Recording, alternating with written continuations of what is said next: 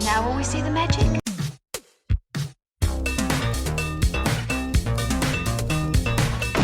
All right, where's Murray? Okay, who is it? This is Jesus, Kent. Know then that it is the year 10,191. Yes, we are bored. We're all bored now. Hi, good night. Good night. Hello, and welcome to Mary versus the Movies with your host, Mary Jones. And Dennis Lang. And Mary, whatever. Versus the movies. Versus the movies, yes. This week, we are watching a movie, Scrooge. The definitive version. It is... Okay, say that again. The definitive version. I don't think you even had a drink. Yeah, no, it is not. The definitive version is... No, it's not the Muppets. It's the George C. Scott... I didn't say anything. No, I know, but everybody's just like, oh, it's the Muppets version. No, that's not the definitive version. The best version... Patrick Stewart. The best version is the one that was, oddly enough, produced by IBM, of all people. The TV movie starring George C. Scott, A Christmas Carol. You know what version I like? The one where they took like 240 different versions and mixed them all together. Actually, that's pretty good. They took like, just took this and they took the George C. Scott version, but they also threw in like... There's even a porn version. Go ahead. I'm pretty sure that's in there, and also like Family Ties, Yes. like all the like Every sitcoms that like just would do like an episode because when they're just spinning their wheels and. Either you do A Christmas Carol or you do It's a Wonderful Life. Yeah. And to be fair, It's a Wonderful Life is kind of a spin on A Christmas Carol. I'm kind of glad that we get to do a version of A Christmas Carol for the show because this is their second. Oh God, you're right. I honestly, I could see why you blocked it out. yeah, I completely forgot about the Henry Winkler version. Is not very good. Although oddly enough, it is my Aunt Peggy's favorite version, which has more to do with the fact that she really loves the philosophy of Ayn Rand than anything else. Okay, so we're going to watch this version, like a musical version tonight. Look, I've watched versions from like the 30s. I've watched versions from the 50s. You have the Alistair Sims version, and that's fine. Like, a lot of people love that, and that's the one that was played on television for a long time.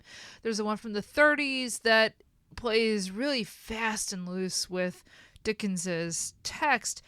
Well, at the same time, if I'm being fair, still captures the atmosphere of Dickens's story. How do you feel about Scrooge? I love Scrooge. The Bill Murray one. I love the Bill Murray version. What do you know about this version? It's a musical. That's literally all I know. It's a musical. It is not the Muppets version. Are you against the Muppets version or? No, why would I be against it? Oh, it just seemed like you were, I don't know. I kind of roll my eyes when everybody's just like, oh, this is the best version. And I'm just like, look, it's good. So you like the Mickey Mouse version. The Mickey Mouse version's like 20 minutes long.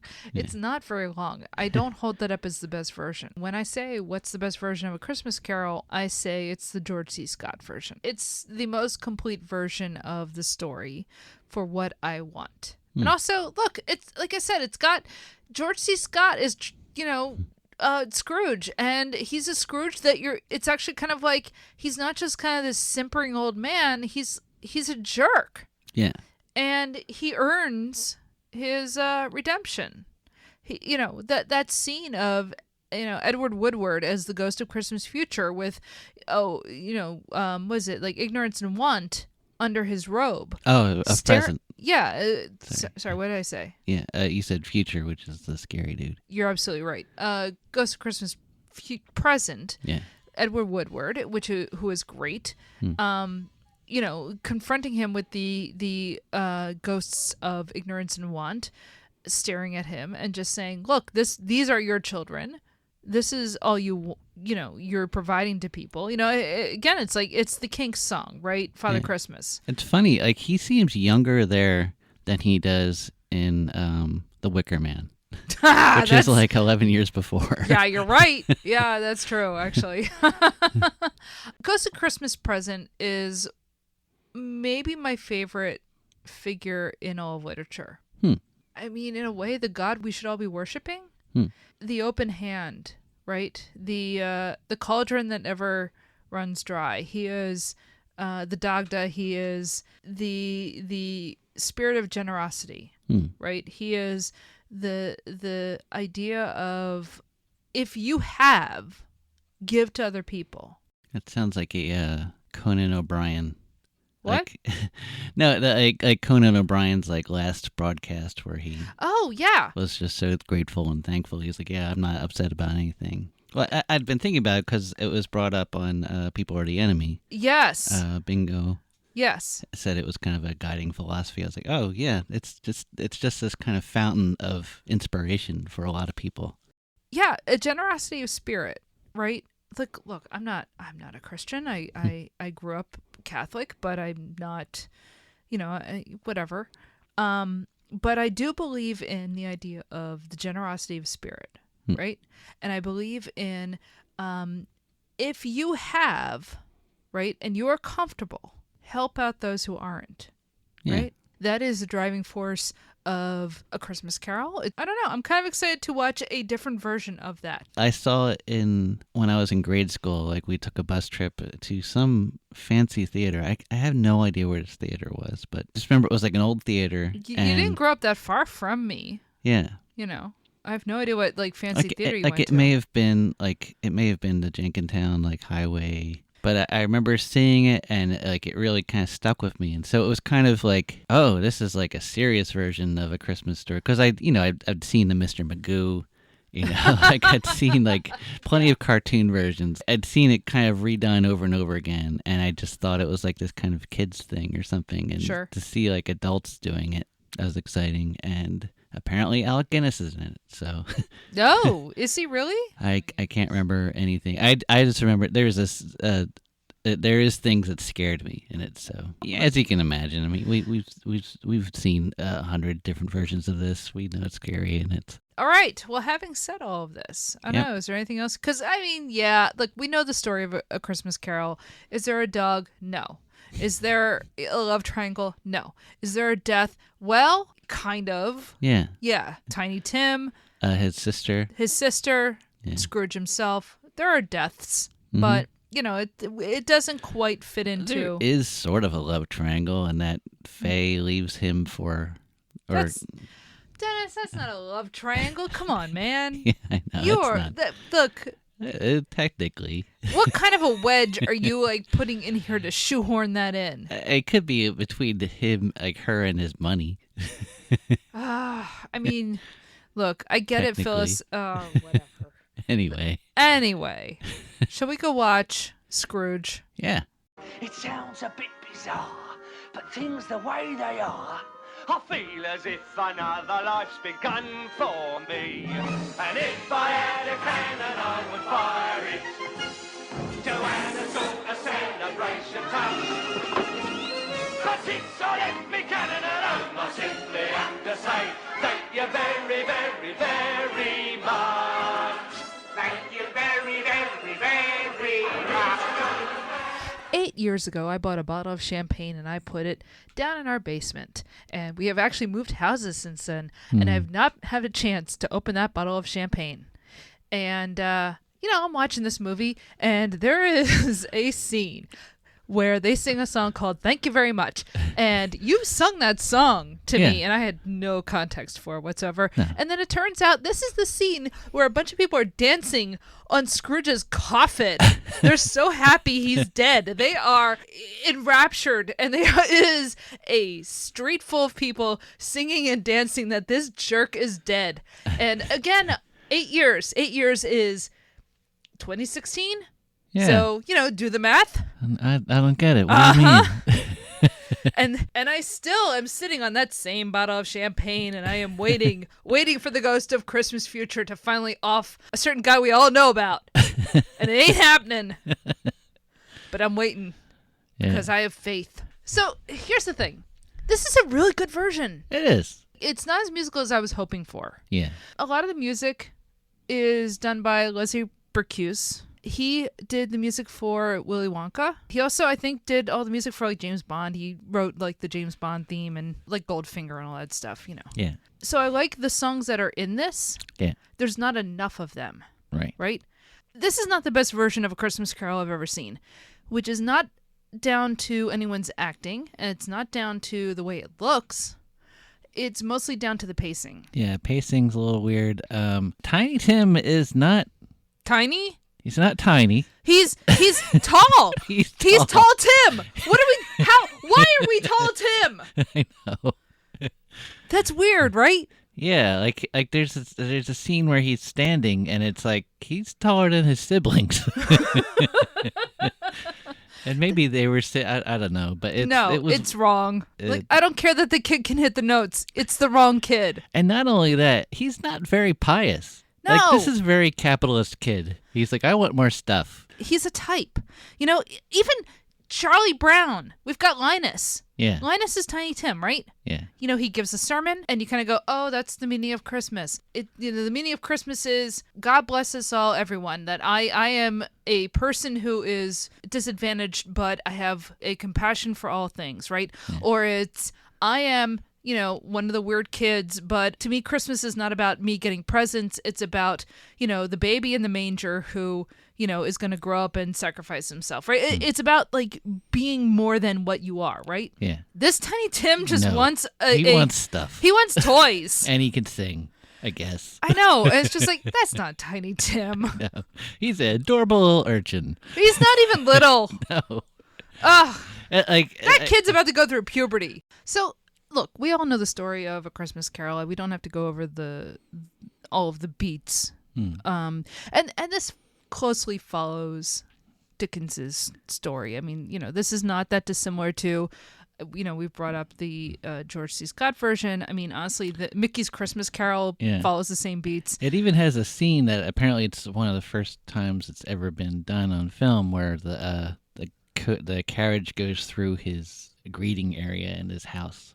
Yeah, that's one that isn't usually done. It's wonderful. It's his ghostly carriage that rides right through his place. They kind of allude to it in the George C. Scott version, but this is much more. This is a ghostly thing. That's right. That's outside. It goes by while he's going into his house. Right, but this it goes right through, and so I like that element. Mm-hmm. Another thing that they do here that they don't really do. The whole thing where Marley shows up and he catches him up into like all of the ghosts that are flying around. That's in the book. Yeah. There's a moment in here. Marley played I feel by. Like that's in animated versions. I'm sure it is because it's easier to animate. Yeah, it actually reminded me of the ghost from Raiders of the Lost Ark, where the angels come and they turn into death and everything. It had that same kind of look. It was pretty scary. You know what your favorite version doesn't have? What? Scrooge singing "I Hate People."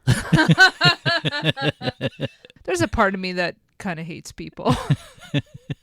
That was a fun song. I liked that song. Yeah. And I agree. I feel like you could cut out a lot of exposition, just cut out a lot of the story and just have songs. I think this would have worked a lot better as a film.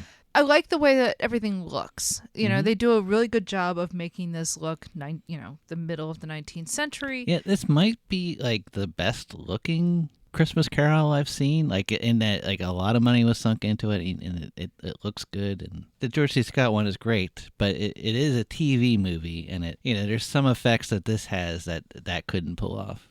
One of my favorite effects was, for one thing, Alec Guinness is Marley, and his face coming through, like the knocker changing from the lion to his face, like that worked.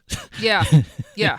Like I felt like I was hallucinating seeing that. Ghost of Christmas Future sends him to hell. Which apparently was cut from later versions. Really? Yeah, he just falls in the grave, you see the face, and then he's struggling at the curtains. I mean, to be fair, that's what happens in the book. Yeah. In this version, they actually have him go to hell. Yeah. Which, I mean, first of all, that feels very 70s. Exactly. I mean, yeah. to me, in the way that, it's art directed. Much like when there's a wagon full of children going by in, these goofy costumes. And on the one hand, I get that, like, oh, it's Christmas, so they're probably dressed up for a Christmas pageant or something. But you said, yeah, that looks like the 1970s. Yeah, it just has that circus look of early 1970s where everything's a circus, Yeah, like, there is something about the look of the 1960s into the 70s, right? Think about the Broadway show Pippin. Yeah. It's that same sort of thing. Brightly colored. Like, Yeah. Yeah. They may as well all be doing yoga. Yeah. But it's funny. Doug Henning's leading them. Can we talk about the Ghost of Christmas Present in this? He's great. He's great. Yeah. It's what's his name? George? No. No. George. Is his name George? The Ghost of Christmas Present is named George. No. He's a monkey named George. No. Although I could get into a whole thing about like mumming plays and Yeah. the Christmas time, but I won't get like St. George and the Dragon and all that. But no. It's an actor named Kenneth More, and Kenneth More, he's an English actor, did a lot of stuff. The last time we saw him was in the movie Unidentified Flying Oddball, where he plays King Arthur. And you know what? He brings kind of the same energy to this. Anyway, we're jumping forward a little bit. Because the Ghost of Christmas Past is not. They're not that much. No. Yeah. And can we talk for a second about the fact that, okay, so this is starring Albert Finney. Yeah. Albert Finney was not an old guy, Nope. right? I mean, you pointed out he's 33 Yeah. when he stars in this. He starred in Tom Jones back in the late 60s. So he's not old. Mm-mm. And it's a little weird that they cast him as Scrooge in this because, yes, they do go back to when he is working under Fezziwig and he is romancing Belle, and of course it all falls apart because he's more interested in money. Who in this version is actually Fezziwig's daughter. Which is not in the book, but who cares? That's not Who a big cares? deal. No, Yeah. I don't care. It felt like they made up reasons to bring back characters like Fezziwig, like to have more Fezziwig. They have more Alec Guinness at the end. I mean, that's just kind of bowing to how films are. Yeah. They have a tendency to wanting to be self-contained and everything referencing itself. And I don't think that's necessary. It's certainly not necessary in a novel.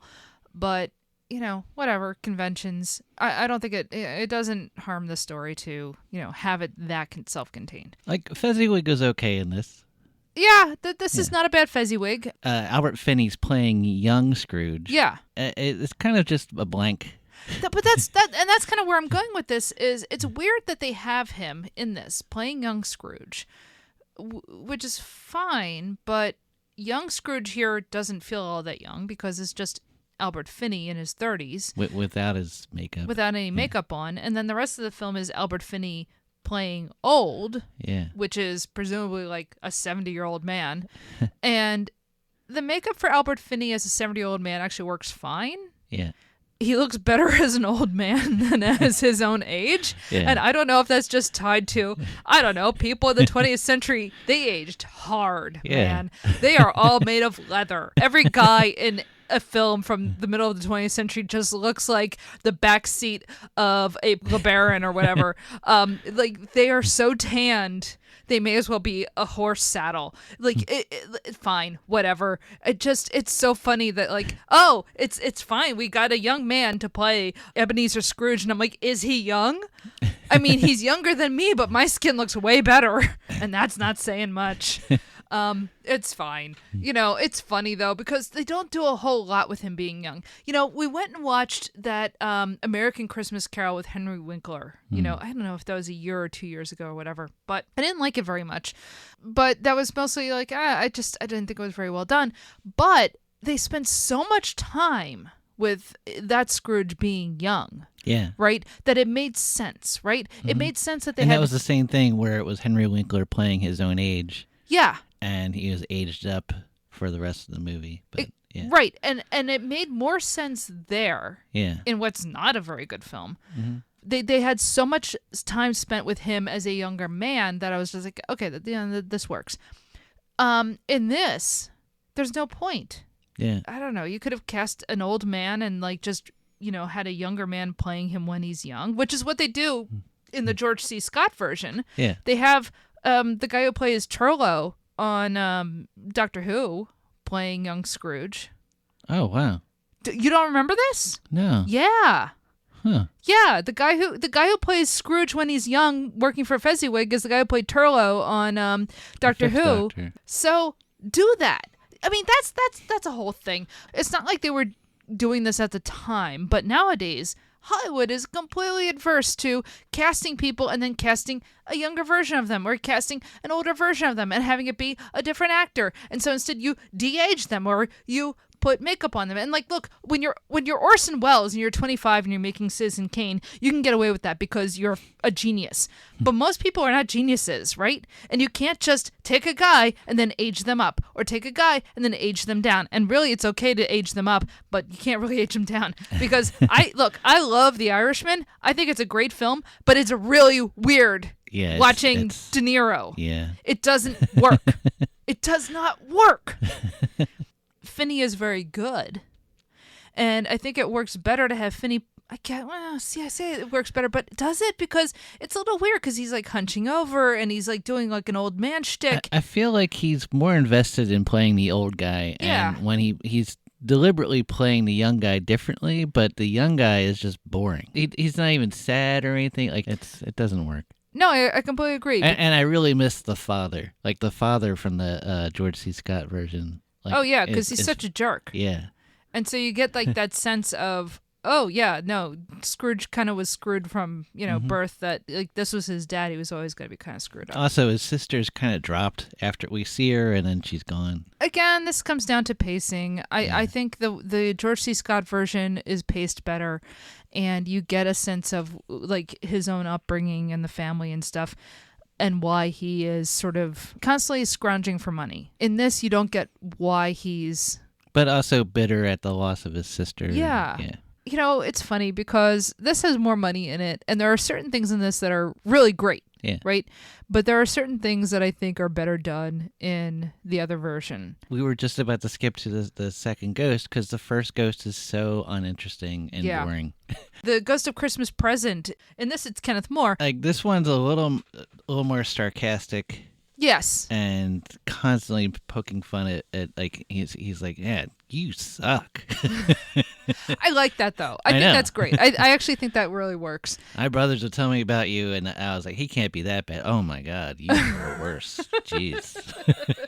No, I do like. I don't think there's a version of Christmas Present that I don't like, to be honest. Is Buster Poindexter, is he supposed to be that? I forget. Christmas Present is Carol Kane who Yeah. beats the crap out of him. Yeah. And I love that. I love it, but I always picture her as the Ghost of Christmas Past. Well, but I it's guess funny she because just it's an looks- inversion. Yeah. I think she actually does hit him. And let's face it, Bill Murray probably deserves to get Oh, hit. absolutely. Yeah. Anyway, this movie. The Ghost of Christmas Future. Scrooge sees people, like, I guess, clearing out a house, and they're holding an auction, and there's like a coffin and everything. They start saying, isn't it great this guy died?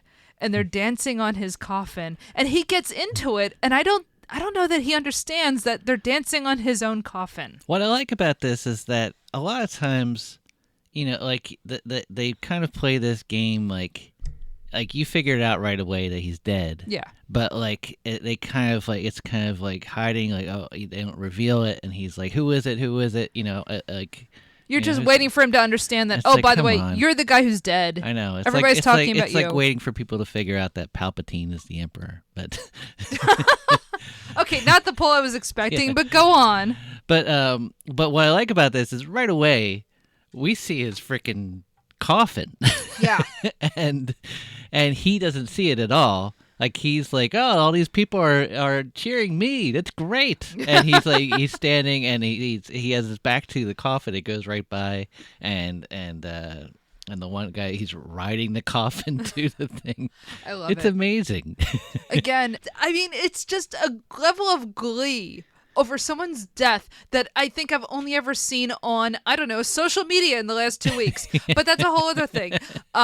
Yeah, I don't know. Maybe when Trump got COVID. Yeah. It's up there. Did I tweet out, just Kool and the Gang playing Celebration over and over again? Maybe. Am I still waiting for that to reach its conclusion? Maybe. But yeah, this was great. It was, yeah. Honest to God, we're watching this with my mom and sister, and I think we all just started laughing. Like, oh wow, oh that's so mean. It was really. It's unbelievably mean, but it's really funny. I don't know if I got that when I saw it as a kid. No, of course not. I went to see it. I was in Catholic school, and like we got marched in, and wait a minute, wait. This is something they showed you in Catholic school. Like they took us to it. Yeah. They took you to the movie theater? Yeah. What?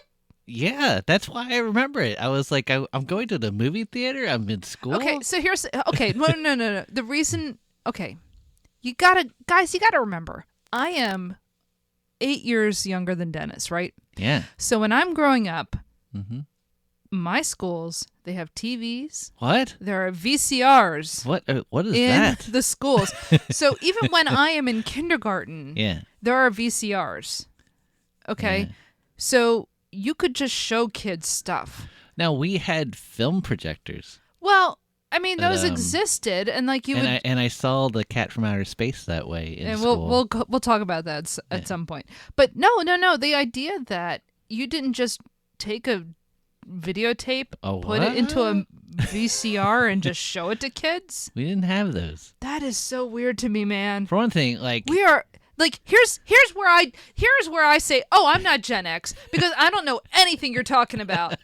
Like that, I know millennials would say, oh, you're not really a millennial. You were born in '79, and I'm just like, look, man, if you talk to any Gen Xer, I have nothing in common with these dudes because I had VCRs. You were like upset that I had only seen this once, but the thing is, back then, like you only saw things once. That's insane. Like it's like seeing a dolphin once. like I didn't seek it out like on cable later on. I don't even know if it was on because it's a really old movie by then. I guess 1970. Yeah. But yeah, oh gosh, I guess by like the time I had cable, you were 20. Yeah. That's funny.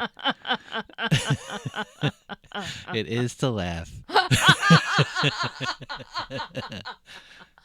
Anyway. The movie. The movie, yes. Where are we? So Scrooge, I guess, he's not, I don't know if he's realized he's dead, but yes, they all danced on his coffin.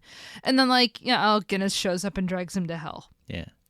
And he's just like after we see Tiny Tim's dead, and then no, let's not even get into Alec Guinness yet. So he's in the graveyard, and the Ghost of Christmas Future points, and there's a grave thing, and it's very fast. It's like he whips around from Tiny Tim, and there's his grave. There's no like stringing it out, like he's dead. Yeah. And then he's like, oh no, give me another chance. And then you turn around, there's a big pit, and then he turns around, and there's this skull and these like claws at him. Like the Ghost Christmas Future is he's full out scary monster. Mm-hmm. Oh man, that freaked me out. Jacob Marley would say, oh, this ghost is coming then, this ghost is coming then. And he would say the third ghost, more mercurial, would come at his own time. I kind of missed that. Alec Guinness kind of just said 3. Yeah. They do dub it down a little bit in this version, but I always thought the Ghost of Christmas Future was named More Mercurial. I thought that was like a long name. It's a pretty cool name. I know, right? It's like kind of a great name. And so it took me like, I don't know, I was probably like finally in my late teens when I finally read the book. And I went, oh, it's the word mercurial as in, being of his own. But also like it's an interesting kind of pun because Mercury is a psychopomp, the god who conducts the dead to the afterlife. And so the Ghost of Christmas Future being mercurial actually makes a lot of sense thematically, but it's also kind of funny that like I didn't make that connection. But every iteration of the Ghost of Christmas Future that we've ever seen he is the Grim Reaper. So, and he is the Grim Reaper in this. Of course, there's the cat or whatever from Oh yeah. Well, but he also shows up like the Grim Reaper in Mickey's Christmas Carol. He's the richest man in the cemetery. Yeah. kind of like the richest man in town line. Oh, well, I mean, It's a Wonderful Life is sort of an inversion of a Christmas Carol. It's like playing on a theme. Right, the jazz absolutely. version. It's a Wonderful Life is the jazz version of A Christmas Carol. Yeah. Dennis, that's not wrong. No. I mean, I kind of like that you said that. Yeah, because Potter is kind of Scrooge-ish. Yes, You know? yes. Oh, no, you're not wrong, because Barrymore would play Scrooge on the radio. Mm-hmm. That's one of the reasons why he was cast as Henry Potter in It's a Wonderful Life, is he's playing off of that role that he would play. Yeah. I mean, yes, he had worked with Capra before and everything, but it seemed like a no-brainer to make him, like, what if Scrooge never reformed? Mm-hmm. So yes, of course, he gets dragged to hell and it's terrifying, and he says, oh my God, I'm going to be a better person. I honestly, it doesn't... The pacing's all wrong, so that you don't get quite the same emotional beats that I think you get from other versions. And like, the Muppets version, they focus more on the fact that, he had this romance that fell apart and that he never had like that kind of fulfilling like life with another person, And that songs could have pulled that off. If, Yeah. Like if Faye or whatever, or Belle was more of a character or a better singer or something. Yeah. Like, or if they just written a better song for that, because they do have a song, but it's not really. Right. Oh, that's right. The song is "We're So Happy." Yeah, I mean, a lot of the songs in this I just don't think are very memorable.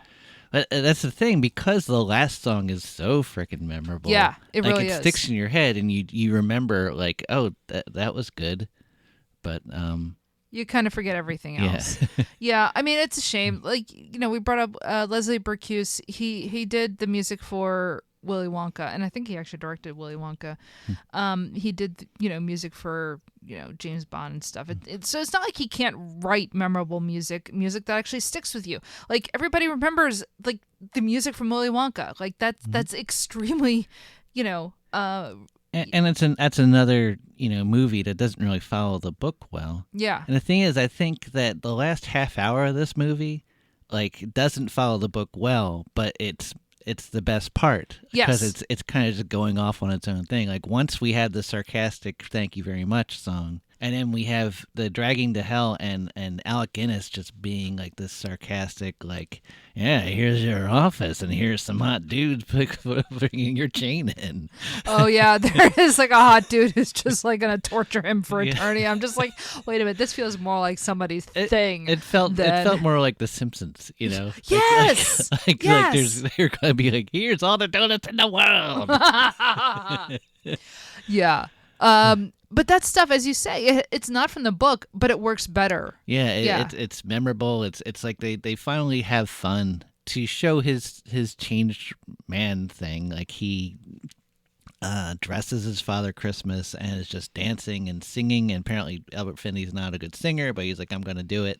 Mm-hmm. And they did it in one take. And it's great. It's so much fun. Like, the end of this movie is a lot of fun. It is very Christmassy. As you say, he dresses up as Father Christmas and he's like giving away stuff to people, and he's, it's everything you want Scrooge to do at the end in terms of, engaging with people and like giving them money and toys and everything. And the thing is, like, in other versions, I'm always like, I kind of want to see more of like good Scrooge. Mm-hmm. Like I want more scenes of it and stuff, like. At least if it's done well, like like George C. Scott, you really feel like he changes through the film. Yeah, and it's fun to hang out with him at the end. Like, man, I sucked. Oh yeah, no, I was terrible. I'm so sorry.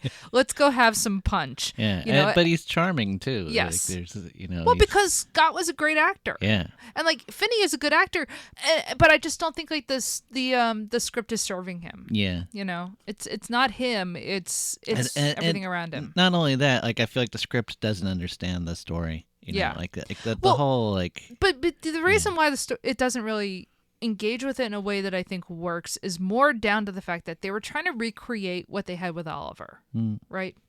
Oliver famously was a big theater production. They made a musical of Oliver Twist, and it was huge. And the film was up for and I think even won Best Picture, right? Which is kind of weird because was it the Best Picture in 1967, 68? Probably not. But it was the one that was going to win, right? Yeah. And I say that as somebody who not only do I like Oliver, I was in a production of Oliver. So it's not like I don't dislike it. I think Oliver's great, but was it the best thing in 1967, 68? No, of course not. But it was a huge hit, and there are memorable songs from it, and they were trying to recreate Oliver. Well, you can't. Yeah. And this doesn't do it. This doesn't have the kind of which is weird because this is so much more geared towards you could make easily make a good musical of A Christmas Carol. Well, much more than you could from Oliver. Oh, did you see Richard Harris was supposed to be in this? What? What? He as Scrooge. He was Scrooge. And I think he dropped out and was replaced. So think Camelot era Richard Harris. Oh God. I have no idea if it would work. Honestly, that probably would be really good. Yeah. I mean, Richard Harris, he was a musical star. He could do this. No, I don't know, man. I think that I like Albert Finney. I think Harris might have been better. Yeah, you're right. Yeah, he could sing it better. He could sing it better. He could emote it better. Yeah. I don't want to say everybody else in this isn't great, but there really aren't stars in this. The Ghost of Christmas Present was good. Look, the Ghost of Christmas Present is great. Yeah, I really was fun. Kenneth Moore's great in this, but everybody else, I'm kind of Bob Cratchit, who he didn't really hold a candle to David Warner. Yeah. Right? Or oh God, what's his name in the 1930s version? David Warner, he holds his own with George C. Scott. He does. There's a real pathos to him, with his suffering with Tiny Tim and stuff. Yeah, no, he's fantastic in it. But David Warner, Reginald Owen was the one in the 1930s. He's great. There are who was the one in the Alistair Sims one? Mervyn Johns. I guess Mervyn Johns was okay, but no, I think Bob Cratchit. I think the best version is still David Warner, and which is ironic because he always plays villains. Yeah. And this guy, he was fine.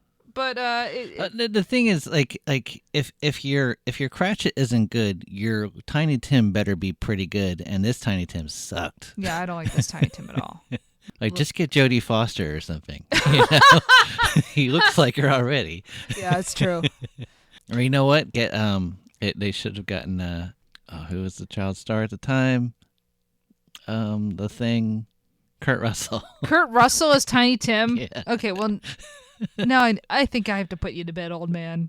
That's a little too far. I'm a little mad because I love the "I Hate People" song. Yeah, that's that pretty was good. Great. Yeah, but it's such a slog you know what? after that. Here's the thing. Here's the problem.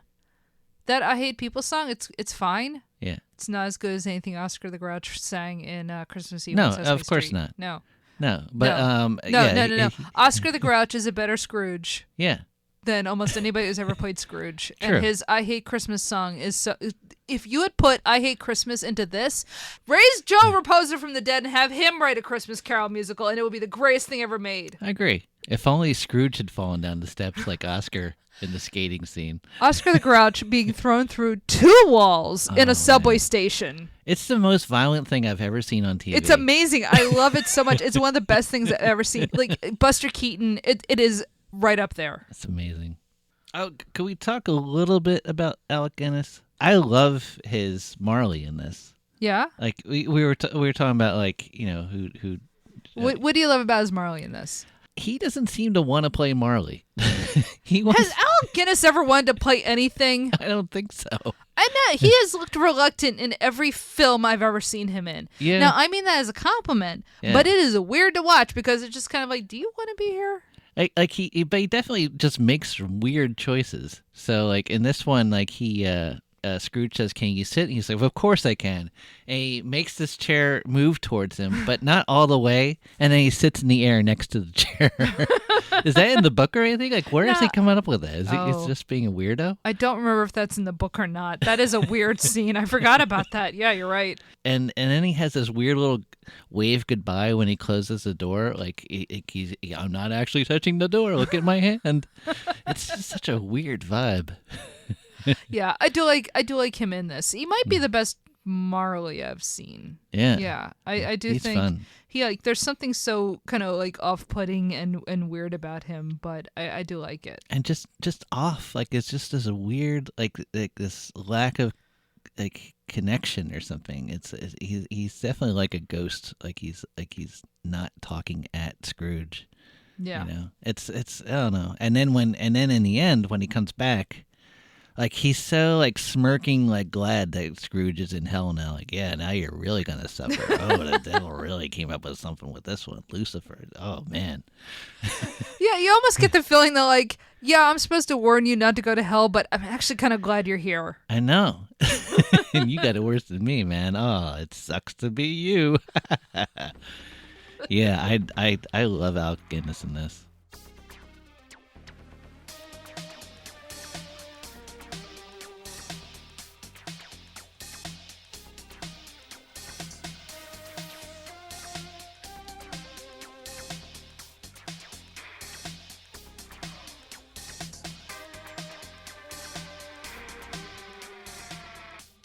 All right, so that was Scrooge, starring Albert Finney as Scrooge, Edith Evans as the Ghost of Christmas Past, Kenneth More as the Ghost of Christmas Present. I don't know who is the Ghost of Christmas Future. I can't find it on IMDb. David Collins as Bob Cratchit, Lawrence Naismith as Mr. Fezziwig, Michael Medwin as they have his name as Harry in here as Scrooge's nephew. I don't know why they call him Harry when he's Fred in the book. Yeah. Who else is in this movie? They just mess with everything in this. I know. Yeah, it's kind of annoying. I forgot. Like Gordon Jackson shows up in here. Roy Kinnear is in here somewhere. He's the second charity gentleman. These British actors that nobody's going to know except me. Although, if you've seen The Great Escape, Gordon Jackson, of course, is in that.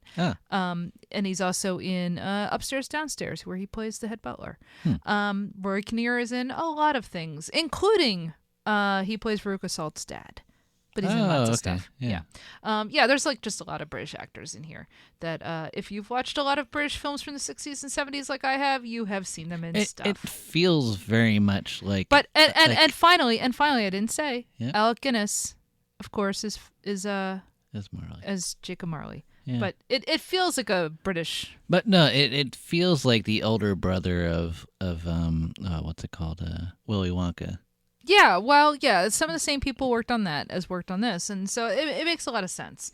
Well, the screenplay is by Leslie Bricusse, who, of course, also did Willy Wonka, based on Charles Dickens's short novel, and directed by Ronald Neame, who also made Great Expectations from '46, which is a good movie, and The Poseidon Adventure, and Blythe Spirit, like a lot of really good films. So like, this is not a badly made film, even though I don't really like the pacing of it.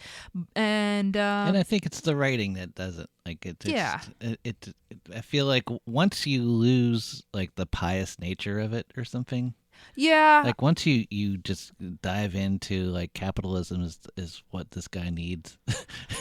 Yeah, I think there is something they're kind of like veering away a little too much from Dickens's like work. And also it has that whole 70s, the wonder of children. Children are these magical creatures that we should all try to be like. Look, I don't hate children, but I don't like. I think I love children. No, oh, that's a line in this, and boy, did I crawl into a ball here and that. Like, oh no, that's not a thing you say. Never say that. No. Yeah, the 70s are a cursed decade. We won't get into that.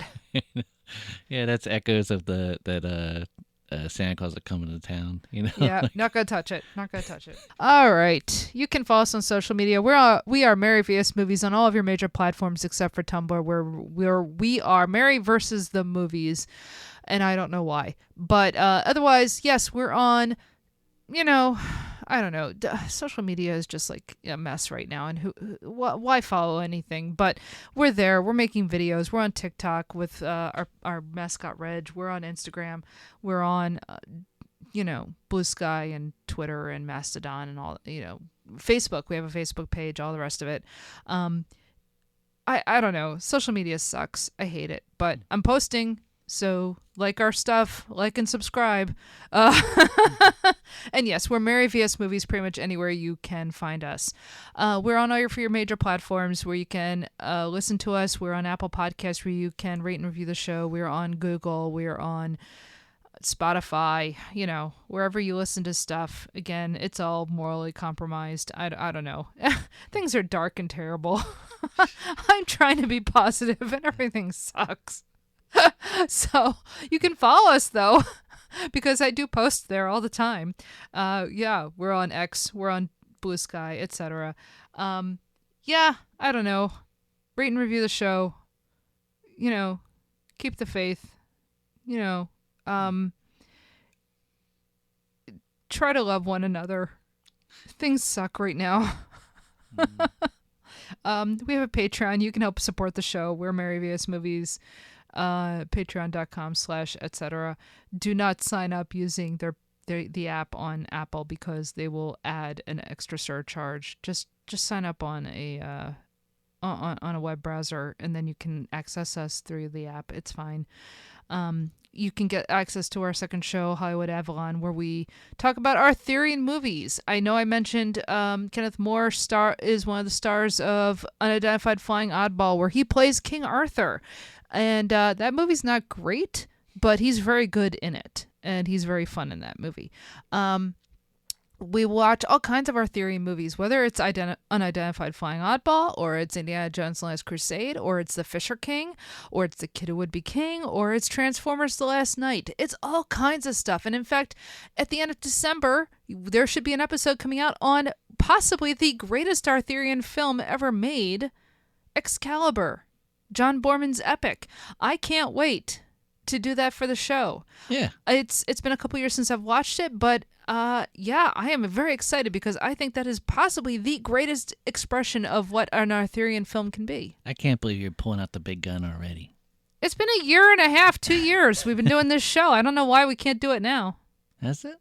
Yeah, man. 2 years. We've been doing Hollywood Avalon. Sheesh. I know. Time has moved like a juggernaut. Yeah. We've been doing our own show, Merry vs. the Movies, for almost 4 years now. Yeah, I know. It's crazy, right? So yes, please sign up for the Patreon because it helps support the show. If you have noticed, we do not have ads. We do not have a sponsor. We are not on a network. This is just me and Dennis in our house making this show. We have people on, we have guests, we have to pay for the Zoom account, we have to pay to rent movies. There are all sorts of costs that go into making the show, and it kind of just falls on us, and that's fine. But if you want to help us out, you sign up for the Patreon. That helps to pay for everything, and then you get access to a whole second podcast, Hollywood Avalon, which, as I said, is all about Arthurian stuff. Am I talking like a little out of sequence? Probably. Why? Because it's been a very long week. We've had a very tough time lately. If you know me in real life, you know what's going on. Things are nuts. And it's also Christmas time, and I don't know. Our heads are elsewhere. Yeah, we have a song to do. We have a song to get out. Oh, that's right. This is the last episode before that happens. You are, man, Dennis, I am so glad you brought that up. As you may know, we are also not just the makers of a film podcast, but we are a band fronted by Dennis to some extent. No. No, you're the main songwriter. I'm the main song. Yeah. Yes, you are. I'm the Barry Taupin. The Barry Taupin? Yeah. First of all, I think it's Bernie Taupin. Whatever. It's Bernie Taupin. Yeah. Does that make me Elton John? Yes, it does. I love that. Are you kidding me? That's the best thing I've heard all night. You just need You need Get to me another boa.